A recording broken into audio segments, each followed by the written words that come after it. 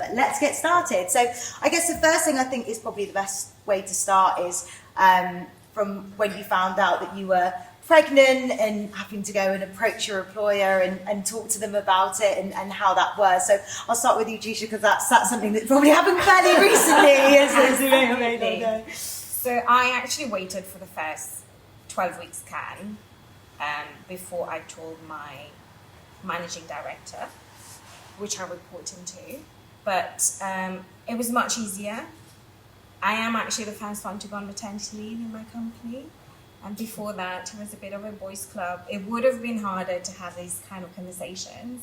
But now we have an HR team. We have a woman who's now CEO, the managing director is now CEO, which made it easier. But I would say either way, just whenever you're ready, just to actually say it, but also talk about things that you feel that you need to make it easier for you and also I was lucky, I've had a smooth pregnancy, but there's, if you're suffering from nausea and sickness and everything, it's okay to ask for time off. It's okay to not feel bad, and just to look after yourself, I guess.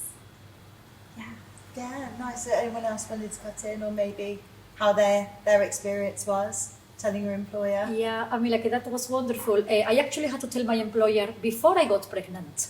And the reason is because both my children are IVF. So I actually had to let them know I was going to go through fertility treatment. I was going to need to have the time off. It's extremely stressful. It's really traumatic, particularly when it doesn't work. And it didn't work for a couple of times. So obviously you are feeling a loss even before you actually had a loss. And you need to ensure that your employers and the team around you is understanding and supportive. So this is something that is also really important to understand when we are talking about working moms, that even before you are a mother, you are actually going through all these emotions and hormones and everything. So the second time that I had IVF, I actually went to my managing director and I said to her, how do you feel about me basically having a month off? And just basically going back and waiting until we had the embryo transfer, and then the 2 weeks you need to wait until you test. And at that time she said I wish you had told me before. Absolutely have all the time off, and you'll be paid full wages, full salary. That's it. You have to ask. You need to ask. Yeah, but of course you need to be transparent both ways. Yeah. And they don't know you're going through that, and a lot of people don't say because they feel it's embarrassing or they feel it's a private matter.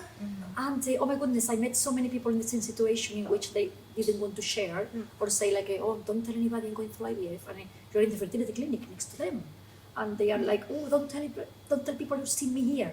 Well, in my case, I went really open and really honest, and I just shared, and that was the best thing I ever did, because out of a sudden people just went really supportive. And everybody just went right, don't worry about the thing, we will have it covered. Just go home and let's have it covered. And even before I fall pregnant. So once I feel pregnant, I already had a nice, a road ahead with me, and people were being really, really, generous with my time.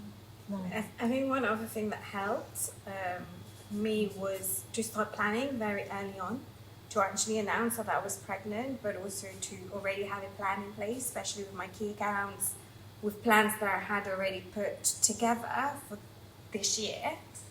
And of course, I'm not going to be around for much longer.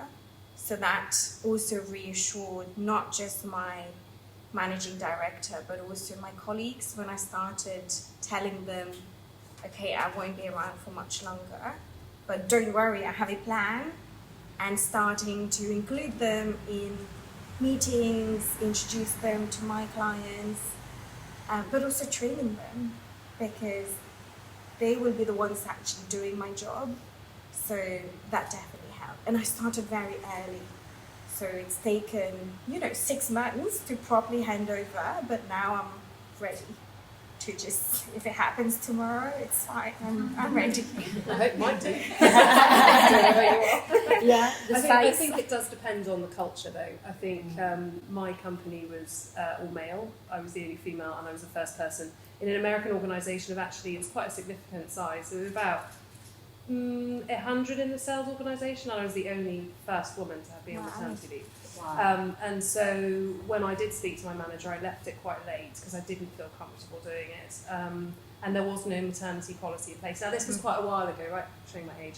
But what I did do is I was uncomfortable and he dealt with it very badly. So the first thing he said was, well, I must replace you immediately, which isn't necessarily the best thing to say. I was top performer and had been every year for a number of years, so I knew I had that security.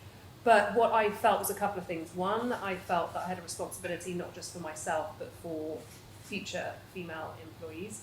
The other thing was I brought in HR because actually it was really important, not in a formal, aggressive way, but in a very constructive way to help educate him because he didn't know, he had never been in this situation. He had a whole load of unconscious biases and conscious biases that he and did not know how to navigate. He didn't know the legal situation. He didn't know he could say that. He didn't even know that he couldn't replace me on my maternity leave because you're not allowed to. And so there was an element of education at that point that only HR could do. So yes, I understand in a culture I think it's great if you can have that conversation. If you can't, then you have that conversation with HR and say, I'm struggling, I don't know, I'm pregnant, I'm nervous, I'm worried. I did do a bit of research beforehand, so I did speak to other friends and people in the community about what my rights were. I also did some research around what competitors were doing. So similar companies, what kind of maternity policies were they offering? How were they treating people? Because at the end of the day, this is a war on talent right now, right? I mean, we're in a place where they're recruiting talent and women, female sales people are in high demand. So when you're speaking to companies, it's not just about your maternity policy as well. It's about helping them attract more talent. So if you are talking to HR, you're talking about yourself, but you're almost also pitching them, right? If you want to help your company be progressive and you want to be a thought leader and you want to attract talent, let me help you do that, right? I will be the first, or I may not. So I think it's like being selling to them, thinking about prepping and pitching to them, but it is more than just you, right? And I think they know that at the moment, but I think sometimes education is an oversight on their part in some ways, and in some ways it's an issue that they may have themselves, which HR can help with.